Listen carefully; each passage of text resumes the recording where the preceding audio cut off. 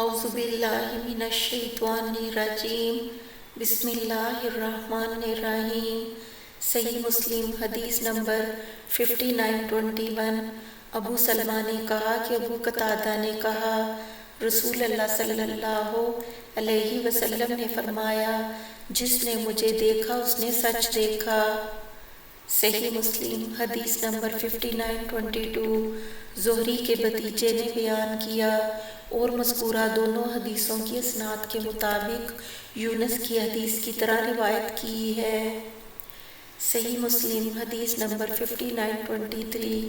جابر بن عبداللہ رضی اللہ عنہ سے روایت ہے، رسول اللہ صلی اللہ علیہ وسلم نے فرمایا، جس نے مجھ کو خواب میں دیکھا اس نے بے شک مجھ کو دیکھا، اس لیے کہ شیطان میری صورت نہیں بن سکتا، اور جب کوئی تم میں سے برا خواب دیکھے تو کسی سے بیان نہ کرے کہ شیطان خواب میں اس سے کھیلتا ہے۔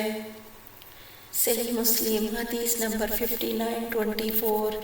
جابر بن عبداللہ رضی اللہ عنہ سے روایت ہے، آپ صلی اللہ علیہ وسلم نے فرمایا، جس نے مجھ کو خواب میں دیکھا اس نے بے شک دیکھا، کیونکہ شیطان کا یہ کام نہیں کہ میری صورت بنا لے۔ صحیح مسلم حدیث نمبر 5925۔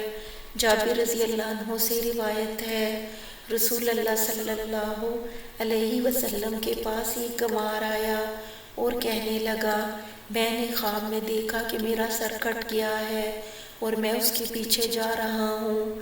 آپ صلی اللہ علیہ وسلم نے اس کو جھٹکا اور فرمایا، جو شیطان تجھ سے کھیل کرتا ہے خواب میں مت بیان کر کسی سے۔ صحیح مسلم حدیث نمبر 5926۔ جابر رضی اللہ عنہ سے روایت ہے کہ ایک گنوار رسول اللہ صلی اللہ علیہ وسلم کے پاس آیا اور کہنے لگا، یا رسول اللہ، میں نے خواب دیکھا، میرا سر کاٹا گیا، وہ ڈلکتا جا رہا ہے، میں اس کے پیچھے دوڑ رہا ہوں۔ آپ صلی اللہ علیہ وسلم نے فرمایا، مت بیان کر لوگوں سے جو شیطان تجھ سے کھیل کھیلتا ہے خواب میں۔ جابر رضی اللہ عنہ نے کہا، میں نے رسول اللہ صلی اللہ علیہ وسلم سے سنا، اور اس کے بعد آپ صلی اللہ علیہ وسلم خطبے میں فرماتے تھے، کوئی تم میں سے بیان نہ کرے جو شیطان اس سے کھیلے خواب میں۔ صحیح مسلم حدیث نمبر 5927۔ جابر رضی اللہ عنہ سے روایت ہے، ایک شخص آیا رسول اللہ صلی اللہ علیہ وسلم کے پاس اور کہنے لگا، یا رسول اللہ، میں نے خواب دیکھا جیسے میرا سر کٹ گیا ہے۔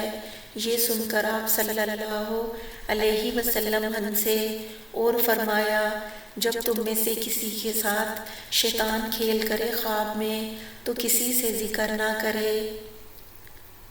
صحیح مسلم حدیث نمبر 5928۔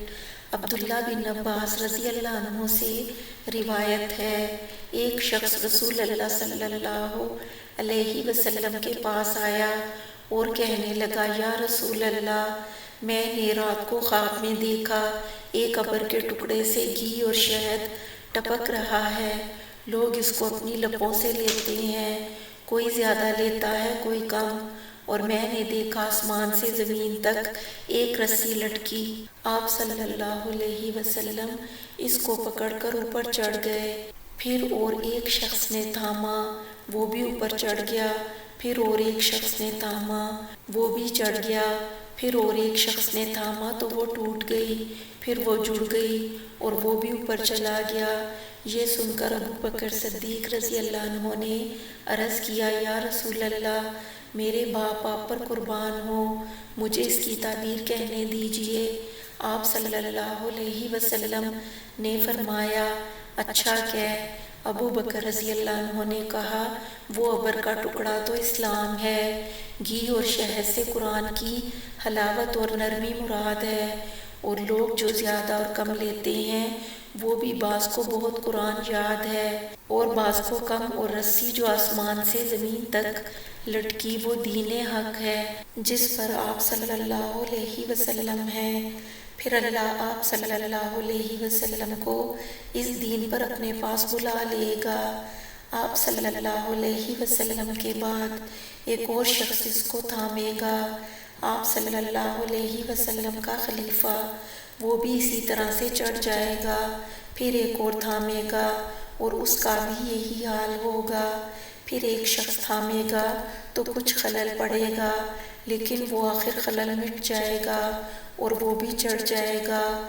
اور مجھ سے بیان کیجئے یا رسول اللہ، میں نے ٹھیک تعبیر کی یا غلط؟ آپ صلی اللہ علیہ وسلم نے فرمایا، کچھ تو نے ٹھیک کہا، کچھ تو نے غلط کہا۔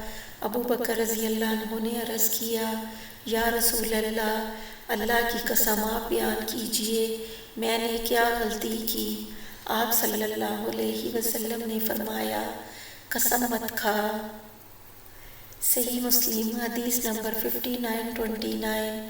ابن عباس رضی اللہ عنہ سے روایت ہے، ایک شخص آیا رسول اللہ صلی اللہ علیہ وسلم کے پاس جب آپ صلی اللہ علیہ وسلم احد سے لوٹے اور عرض کیا، یا رسول اللہ، میں نے اس رات کو خواب میں ایک پتلی دیکھی جس سے گھی اور شہد ٹپک رہا تھا اخیر تک۔